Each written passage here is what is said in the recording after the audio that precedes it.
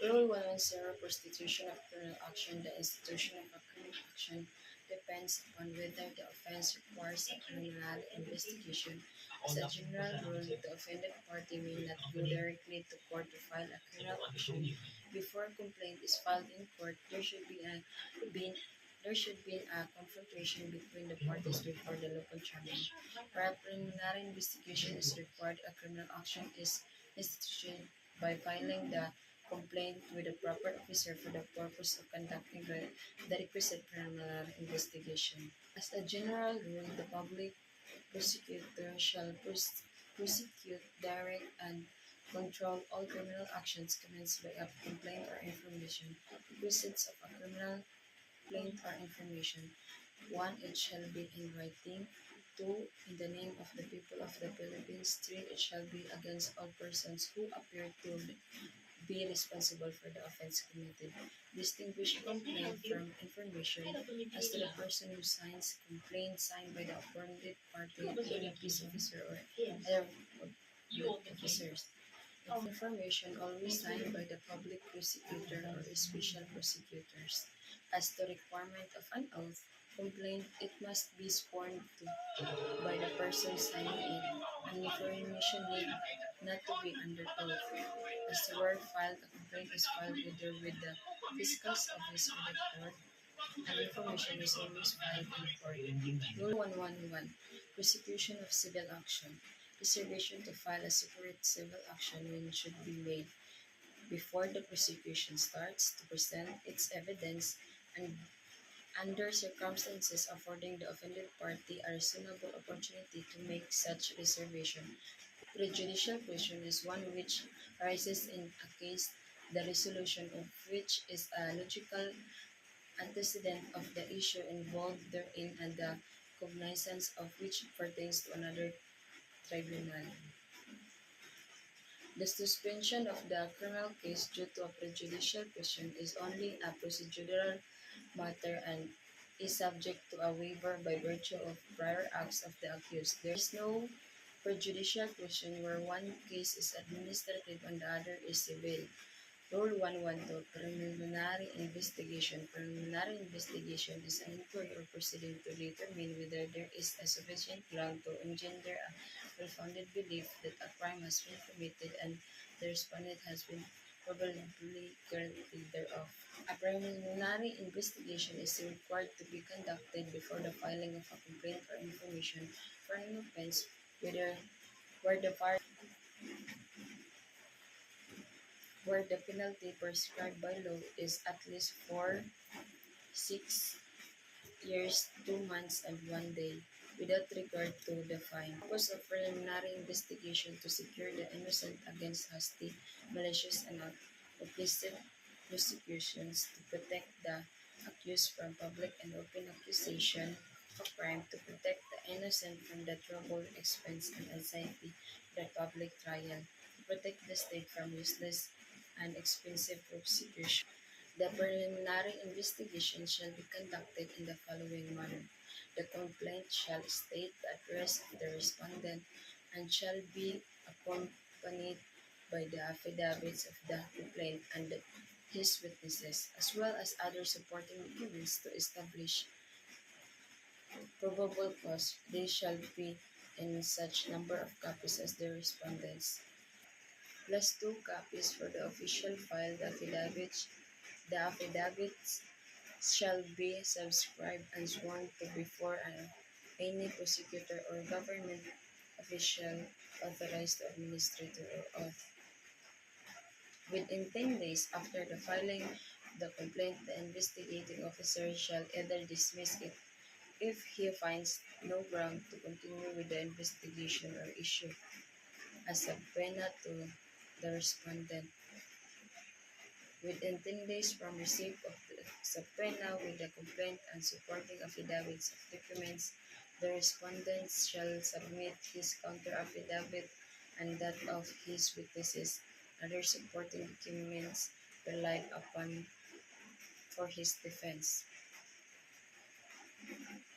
The investigating officer may set a hearing if there are facts and issues to be clarified from a party or a witnesses The parties can be present at hearing but without the right of examine or cross-examine. Rule 113. Arrest. Arrest is taking a person into custody in order that he may be bound to answer for the commission of an offense. Remedy of the accused: if a warrant of arrest is improperly issued, he may file a motion to quash the warrant of arrest. Arrest how made. An arrest is made by an actual restraint of a person to be arrested or by his submission to the custody of the person of making the arrest. No violence or unnecessary force shall be used in making the arrest. No person arrested shall not be subjected to a greater restraint than is necessary for his detention. The duty of the arresting officer is to execute the warrant to arrest a person and deliver him to the nearest police station or jail without unnecessary delay. Execution of warrant. The head of the office to whom the warrant of arrest was delivered for execution shall cause the warrant to be executed within 10 days from its receipt. Within 10 days after the expiration of the period, the officer to whom it was assigned for execution shall be reported to the judge who issued the warrant. In the case of his failure to execute the warrant, he shall state the reason thereof. Time of making arrest. An arrest may be made on any day and at any time of day and night. Rule 114. Bail. Bail is the security given for the release of a person in custody of the law, furnished by him or a bondsman to guarantee his appearance before any court as required under the conditions hereinafter specified. Bail may be given if the form incorporates surety, property bond, cash deposit, or cognizance. Bail as a matter of right exemption. All persons in custody shall be admitted to bail as a matter of right, with sufficient sureties and or release on recognizance as prescribed by law or this rule.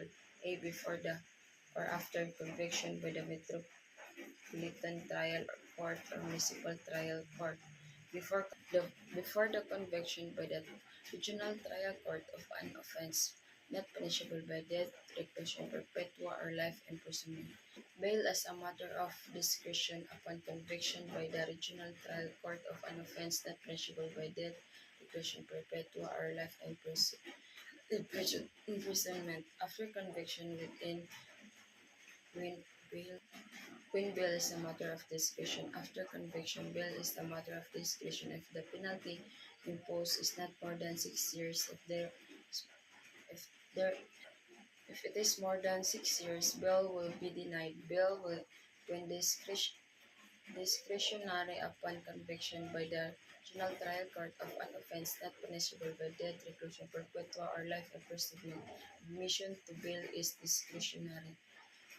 The application for bail may be filed and acted upon by the trial court despite the filing of the notice of appeal. It has not transmitted the original record to the appellate court. However, if the decision of the trial court conviction the accused changed the nature of the offense from non-bailable to bailable, the application for bail can be only filed with the result by the appellate court. Rule 115. Rights of the accused. Section 1. Rights of the accused at trial. In all criminal prosecution, the accused shall be entitled to the following rights: to be presumed innocent until the contrary is proved beyond reasonable doubt, to be informed of the nature and the cause of the accusation, to be present and defend in person and by counsel at every stage of the proceedings, from arraignment to promulgation of the judgment, to testify as a witness on his behalf but subject to cross-examine on matters covered by direct examination, to be exempt from being compelled to be a witness against himself, to confront and cross-examination, to witness against himself, to have speedy or impartial and public, to appeal in all cases allowed and in the manner prescribed by the law. 6. Arraignment and plea. Arraignment is the proceeding in a criminal case whose object is to fix the identity of the accused, to inform him of the charge against him and to give him arraignment and plea have made. The accused must be arraigned before the court where the complaint or information was filed and assigned for trial. Plea bargaining is the process whereby the accused and the prosecutor in a criminal case work out a mutually satisfactory disposition of the case subject to court approval. Plead guilty to lesser offense at arraignment. The accused, with the consent of the opponent party and prosecutor, may be allowed by the trial. When the accused pleads guilty to capital offense, the court shall conduct a searching inquiry, require the prosecution to prove his guilty and the precise degree of the culpability. The accused may present evidence on his behalf. Motion to quash is a special proceed. Motion to quash is a special pleading filed by the defendant before entering his plea, which hypothetically admits the truth of the facts spelled out in the complaint or information at the same time that is set up information at the same time it sets up a matter which, if duly proved, would preclude further proceedings. Time to move a quash. Time to move to quash. At any time before entering his plea, the accused may move to quash the complaint or information. This motion must be filed before arraignment, or otherwise it shall not be allowed anymore, except complaint or information does not charge an offense. Court lacks jurisdiction over the offense charge, extension of the offenses, or penalty. Double jeopardy. A motion to quash is substantially the equivalent of a motion to dismiss in civil cases. Grounds for motion to quash the complaint or information, the trial facts charged do not constitute an offense. That the court trying the case has no jurisdiction over the offense charge. That the court has no jurisdiction over the person of the accused.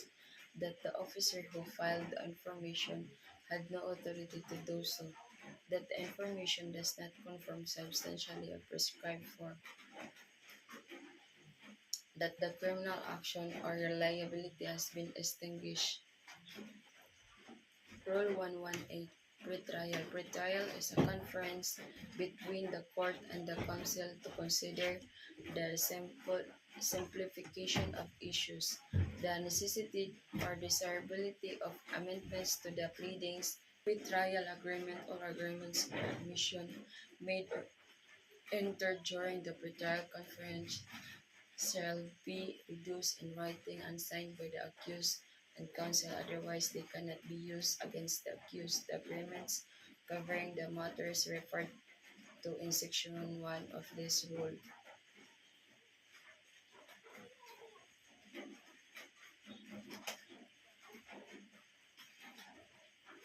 After the pretrial order has been issued, the parties are given 5 days from receipt within which to file their comment with a view of correcting possible errors, civil and criminal cases. 119. Trial. Trial is the examination before a competent tribunal according to the laws of the land of facts put in the issue in a case for the purpose of determining such issue. Time to prepare for trial. After a plea not guilty is entered, the accused shall have at least 15 days to prepare for trial. The trial shall commence within 30 days from receipt of the pretrial order. Order of pretrial shall proceed in the following order. The prosecution shall present evidence to prove the charge. The accused may present evidence to prove his defense and damages, if any, arising from the issuance of a provisional remedy in the case. The prosecution and the defense may, in that order, present rebuttal and sub-rebuttal evidence unless the court, in furtherance of justice, permits them to present additional evidences bearing upon the main issue. When the accused admits the act or omission charged in the complaint or information, but interposes a lawful defense, State witnesses is one of two or more persons jointly charged with the commission of a crime but who is discharged with the counsel. Rule 121 New trial or consideration. New trial or consideration at any time before the judgment of conviction becomes final. The court may, on motion of the accused or at his own instance, but with the consent of the accused, grant or new trial or consideration.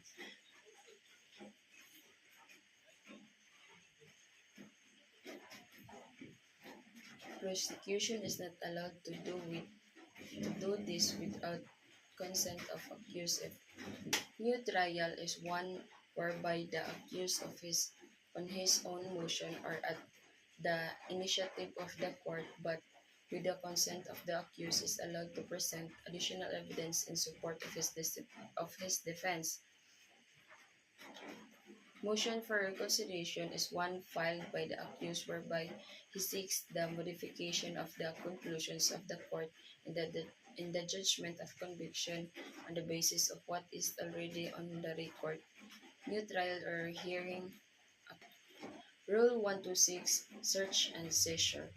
A search warrant is an order in writing issued in the people of the Philippines side by the judge and directed to a peace officer commanding him to search for personal property described therein and bring it before the court. Time of making the warrant must direct that it be served in the daytime unless the affidavit asserts that the property is on the person or in the place ordered to the search ordered to be searched, in which case a direction may be inserted that it be served at any time of the day or night. Search of house, room, or premises to be made in presence of two witnesses. No search of a house, room, or any other premises shall be made except in the presence of the lawful occupant thereof or any member of his family or the absence of the latter two witnesses of sufficient age and discretion residing in the same locality.